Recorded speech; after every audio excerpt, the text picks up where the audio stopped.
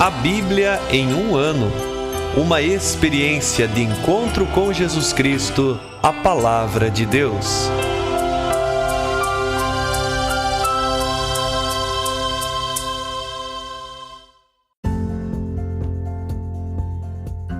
Olá, eu sou Ivonei, seminarista da Diocese de Ponta Grossa, Paraná. Você está ouvindo o podcast A Bíblia em um ano. Usando um plano de leitura cronológico, vamos ler a Bíblia inteira em 365 dias, descobrindo como a história da salvação se desdobra e se atualiza em nossas próprias vidas e na vida da Igreja. Estamos usando a Bíblia Católica com a tradução oficial da CNBB, a Conferência Nacional dos Bispos do Brasil. Você pode baixar o plano de leitura completo por meio de um link que você encontra na página do Instagram, abiblia.emuano, ou no facebook.com/seminariopg. Inscreva-se nesse podcast por meio da plataforma que preferir para receber as notificações diárias de nossos episódios.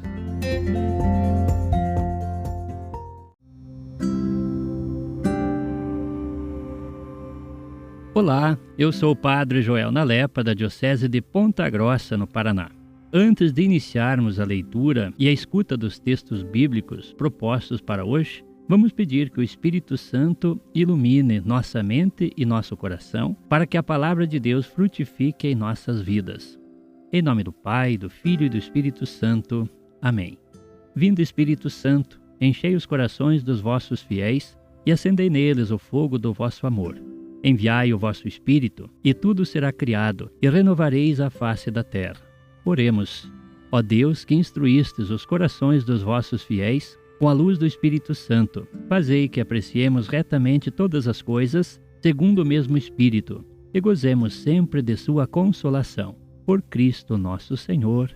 Amém.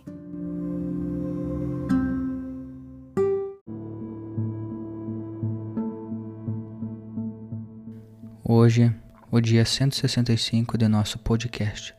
Lemos o capítulo 6 do primeiro livro de Reis, o capítulo 9 do segundo livro das Crônicas e o capítulo 7 e 8 do livro da Sabedoria.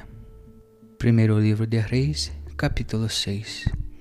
No ano 480, depois da saída dos israelitas da terra do Egito, no quarto ano de seu reinado em Israel, do mês de Zif, isso é, no segundo mês, Salomão deu início à construção da casa do Senhor.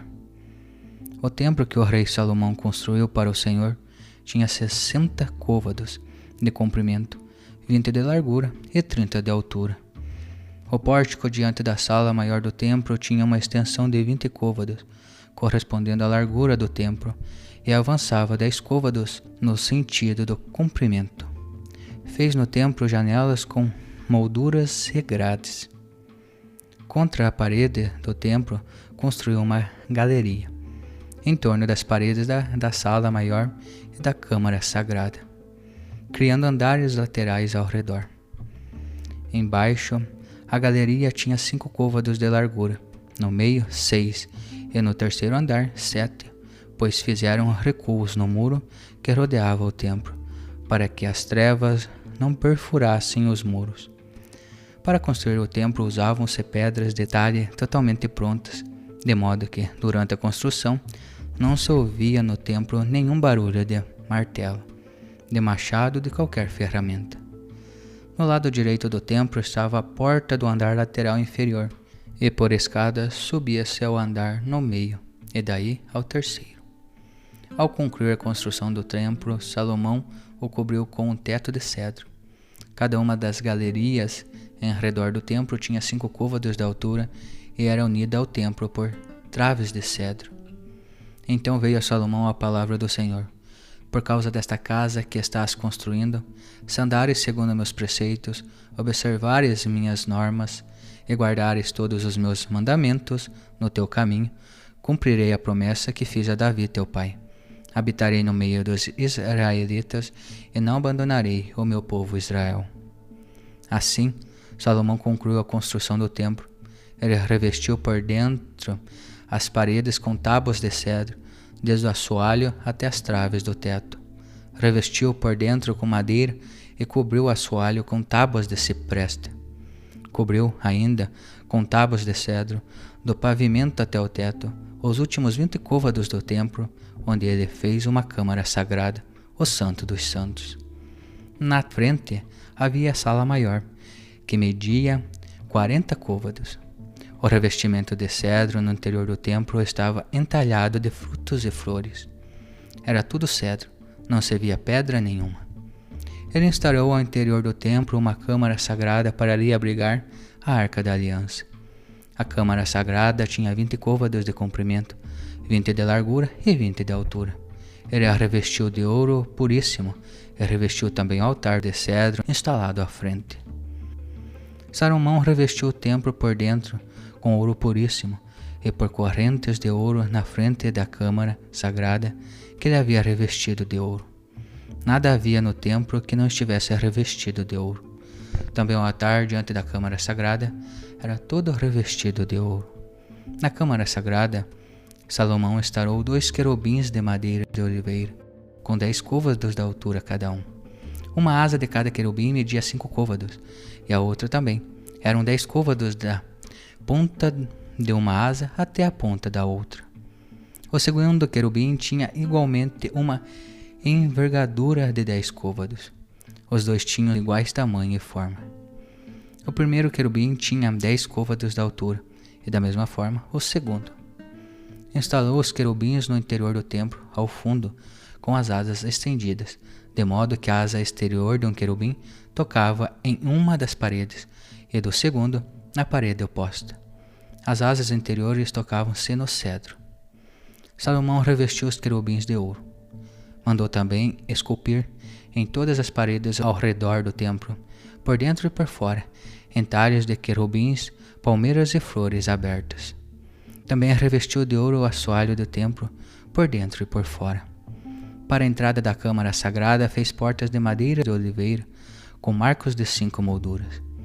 Nas 2 portas de madeira de oliveira mandou esculpir querubins, palmas e flores abertas, que revestiu de ouro. Ele cobriu de ouro os querubins e as palmas. Da mesma maneira fez, para a entrada da sala maior, marcos de 4 molduras de madeira de oliveira e 2 portas de madeira de cipreste, ambas de 2 folhas com dobradiças. Nelas mandou esculpir querubins, palmas e flores abertas, e revestiu os entalhes com lâminas de ouro. Construiu ainda o pátio interior, com 3 fileiras de pedras talhadas e uma fileira de madeira de cedro. No 4º ano de Salomão, no mês de Zif, foram lançados os alicerces da casa do Senhor, e no 11º ano, no mês de Bul, o 8º mês, o templo estava concluído, conforme todas as instruções e normas. A construção levava 7 anos.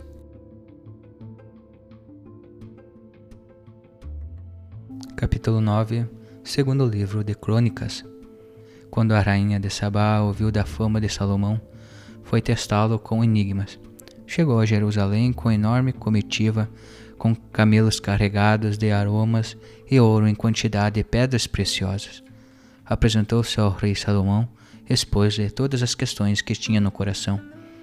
Salomão esclareceu todas as suas questões, e nada era tão obscuro para Salomão que não conseguisse resolvê-lo. A rainha de Sabá viu toda a sabedoria de Salomão, o palácio que tinha construído, a comida de sua mesa, os alojamentos dos seus oficiais, o serviço de seus criados e os trajes deles, seus copeiros com seus trajes e holocaustos que oferecia na casa do Senhor. E ela ficou pasma. Ela disse ao rei: era mesmo verdade o que eu ouvi dizer na minha terra a respeito de teus feitos e de tua sabedoria. Eu não acreditava no que diziam, até que cheguei e vi com meus próprios olhos. E olha, que não me contaram nem a metade de tua imensa sabedoria. Superas a fama que havia chegado a meus ouvidos. Felizes os teus homens, felizes os teus servos, que estão continuamente diante de ti para ouvir a tua sabedoria. Bendito seja o Senhor, teu Deus, que se agradou de ti para te colocar no meio do trono como rei, a serviço do Senhor, teu Deus. Foi porque teu Deus ama Israel e quer manter estável para sempre, que te constituiu rei sobre eles para exercer o direito e a justiça. Ela deu ao rei 120 talentos de ouro, uma enorme quantidade de especiarias e pedras preciosas.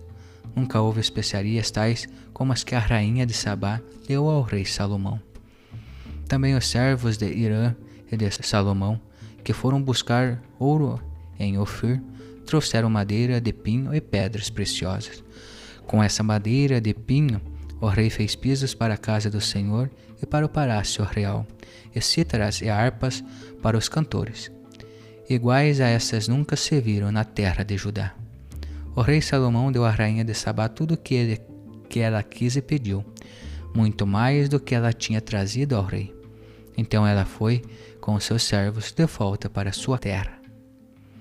O peso do ouro que anualmente chegava a Salomão era de 666 talentos de ouro, sem contar as contribuições dos negociantes e dos comerciantes, bem como de todos os reis da Arábia e dos governadores da região que traziam a Salomão ouro e prata.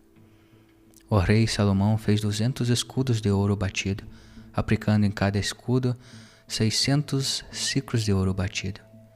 Fez também 300 broquéis de ouro batido, aplicando em cada um 300 ciclos de ouro. O rei os instalou no palácio chamado Floresta do Líbano.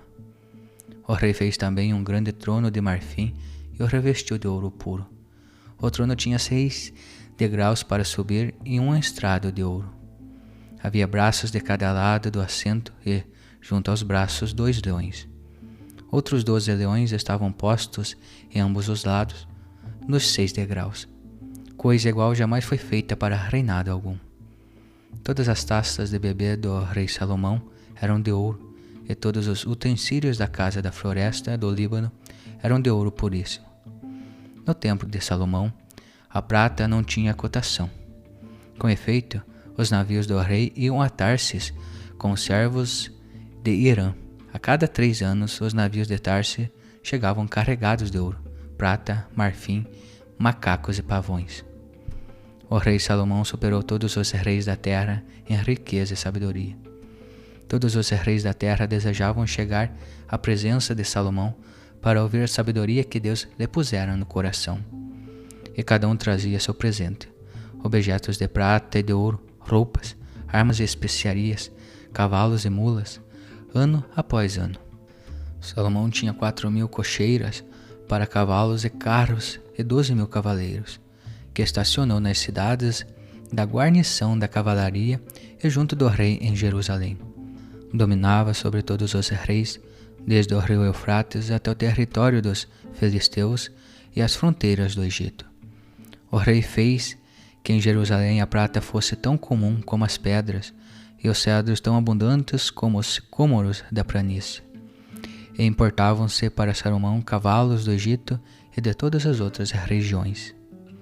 O resto dos atos de Salomão, dos primeiros aos últimos, está escrito no livro do profeta Natã, nas profecias de Aias de Silo e nas visões do vidente Ado a respeito de Jeroboão, filho de Nabate. Salomão reinou em Jerusalém sobre todo Israel durante 40 anos. Adormeceu com seus pais e o sepultaram na cidade de Davi, seu pai. Seu filho Roboão tornou-se rei em seu lugar.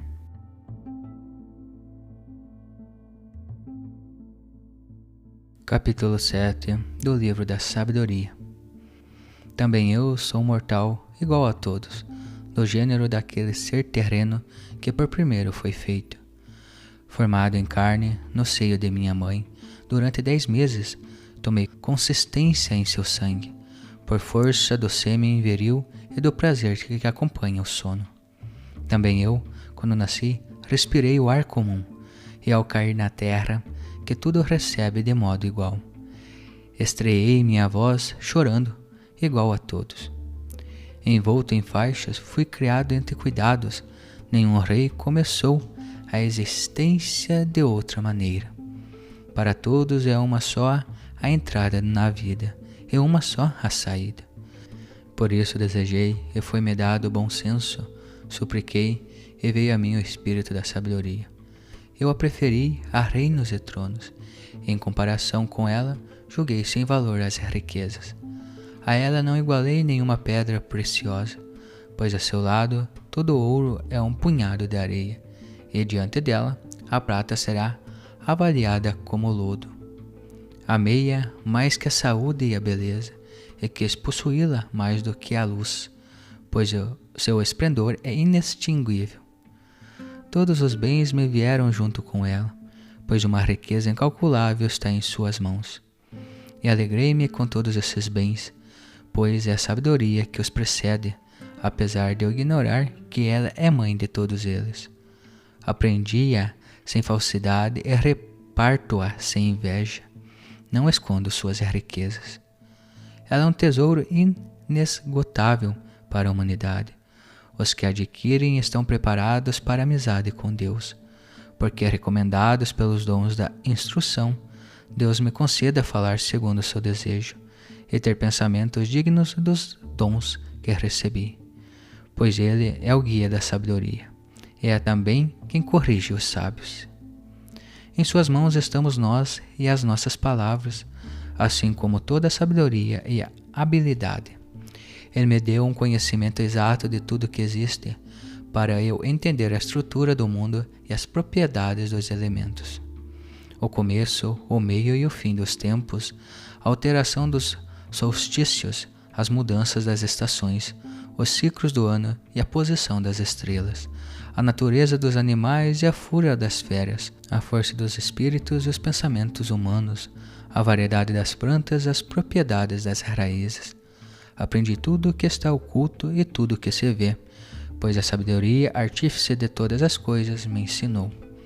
Há nela um espírito inteligente, santo, único, múltiplo, sutil, móvel, perspicaz, imaculado, lúcido, invulnerável, amante do bem, penetrante, incoercível, benfazejo, humano, benigno, constante, certeiro, seguro, que tudo pode, que tudo supervisiona, que penetra todos os espíritos, os inteligentes, os puros, os mais sutis. Pois a sabedoria é mais ágil que qualquer movimento, e atravessa e penetra tudo por causa de sua pureza. Era o sopro do poder de Deus, uma emanação pura da glória do Todo-Poderoso. Por isso, nada de impuro pode introduzir-se nela.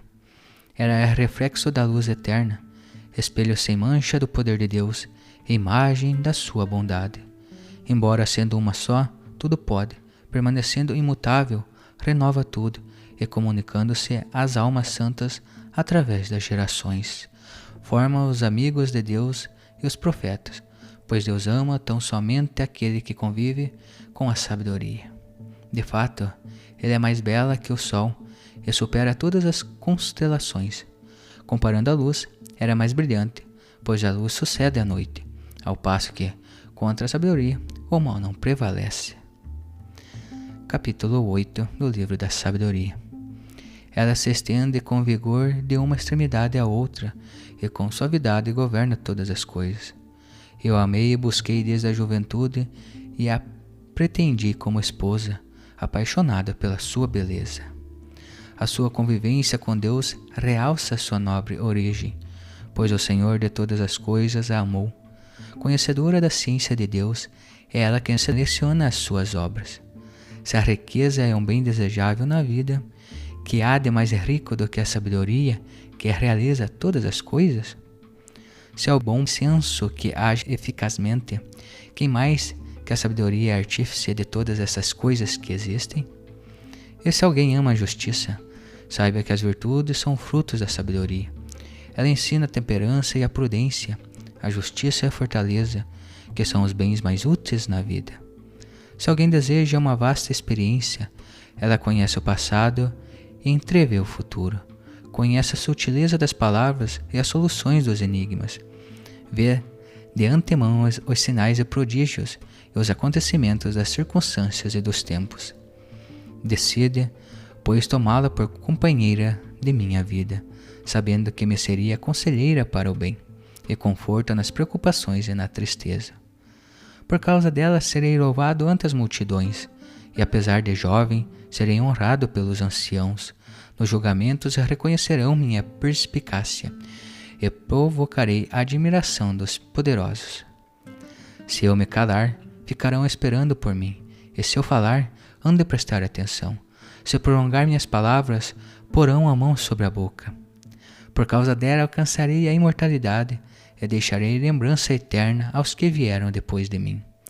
Governarei os povos e as nações me serão sujeitas. Ao ouvirem meu nome, reis temíveis se assustarão, e demonstrar-me bom para com o povo e valente na guerra. De volta para casa, descansarei junto com ela, pois a sua companhia não traz amargura, nem tédio a sua convivência, mas sim alegria e contentamento. Meditando estas coisas comigo mesmo e considerando em meu coração que a imortalidade está no relacionamento com a sabedoria e que na sua amizade existe prazer perfeito e riqueza inesgotável no trabalho de suas mãos, considerando também que a prudência vem de escutá-la assiduamente e que, na comunhão com suas palavras, está a celebridade. Eu a cortejava, buscando conquistá-la para mim. Fui um menino bem dotado e coube-me, por sorte, uma alma boa, ou melhor, como era bom, vim a um corpo sem mancha, sabendo, porém, que só poderia obter a sabedoria se Deus me concedesse, e já era sinal de sabedoria saber de quem era o dom. Dirigi-me ao Senhor e orei, dizendo de todo o meu coração: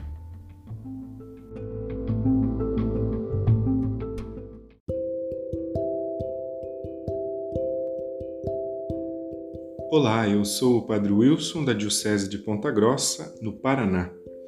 Hoje lemos o capítulo 6 do primeiro livro dos Reis e, com toda a solenidade, este capítulo começa indicando a data com precisão. Para o autor que escreve estas linhas, a construção do templo inaugura uma etapa na história de Israel, ao mesmo tempo que conclui a grande etapa da peregrinação do Egito até o descanso na Terra Prometida. O Deus peregrino que acompanhou seu povo peregrino se faz agora Deus urbano, fixando residência entre seu povo. Podemos até nos perguntar, mas o segundo livro das Crônicas não está tratando da mesma realidade de construção do templo? Afinal, estamos adiantados lá no segundo livro das Crônicas na construção do templo, elaboração do templo e tudo mais. O fato é que provavelmente o autor de Crônicas, ele faz uma leitura do livro dos Reis, repropondo ao povo de Israel a mentalidade que nós chamamos deuteronomista, que seria a consolidação do povo como um único templo e um único Deus. Quanto a nós, se considerarmos que essa habitação do Senhor no templo entre os seus era o prelúdio da sua habitação em Cristo entre os homens, saberemos ler estas páginas ao mesmo tempo com respeito e com liberdade.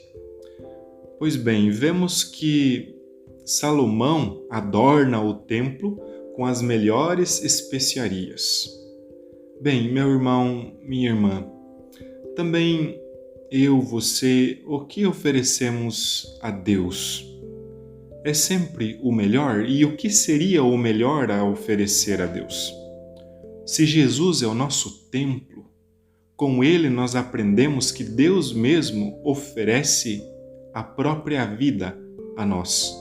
Logo, o nosso melhor a oferecer a Deus é a nossa própria vida. Você tem oferecido sua vida a Deus? Tens tempo para estar com Deus? Nós lemos também o capítulo 9 do segundo livro das Crônicas e vemos a visita da rainha de Sabá a Salomão, e a rainha tece muitos elogios à sabedoria de Salomão. Lembramos que essa sabedoria é fruto da fidelidade de Deus ao que Deus prometeu a Salomão. Mas o que gostaria de propor é muito simples. Você é uma pessoa que sabe receber elogios? 2. Você é uma pessoa que sabe elogiar, reconhecer a bondade, o bem, os talentos presentes nas outras pessoas? Quando você recebe elogios, sabe ser humilde e conviver de modo tranquilo, pacífico, sem se sobrepor em relação aos outros? Sabe usar teus dons? E quando você elogia, teu elogio é sincero ou está cheio de interesses? Concluindo com o livro da sabedoria, nos capítulos 7 e 8, é preciso dizer que um dos princípios da sabedoria é justamente reconhecer o bom, o belo, o dom de Deus presente no meio da humanidade. Isso faz uma pessoa melhor e a vida de quem a circunda também. Caminhemos de modo sábio.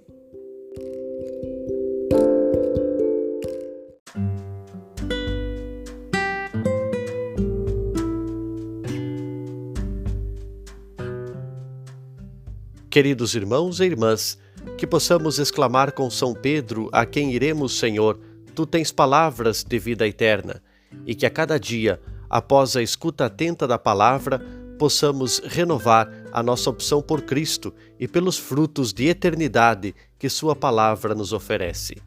Quem vos fala é o Padre Hélio Guimarães, da Diocese de Ponta Grossa, no Paraná. Oremos. Ó Deus, que unis os corações dos vossos fiéis num só desejo, dai ao vosso povo amar o que ordenais e esperar o que prometeis, para que na instabilidade deste mundo fixemos os nossos corações onde se encontram as verdadeiras alegrias. E abençoe-vos o Deus Todo-Poderoso, Pai, Filho e Espírito Santo. Amém.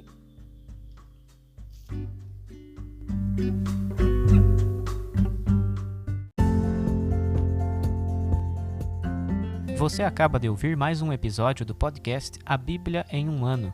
Continue nesse bom propósito de ouvir, ler e praticar a Palavra de Deus. Rezemos por todos que estão fazendo este caminho de leitura da Bíblia. Procure também participar da sua comunidade. A permissão para uso do plano de leitura The Bible in a Year com o Padre Mike Schmitz e Jeff Kevins foi concedida por Ascension. A versão original pode ser baixada em ascensionpress.com. Todos os direitos desse plano estão reservados à Ascension. Os demais conteúdos do podcast não são criados, revisados ou apoiados por Ascension. Até amanhã!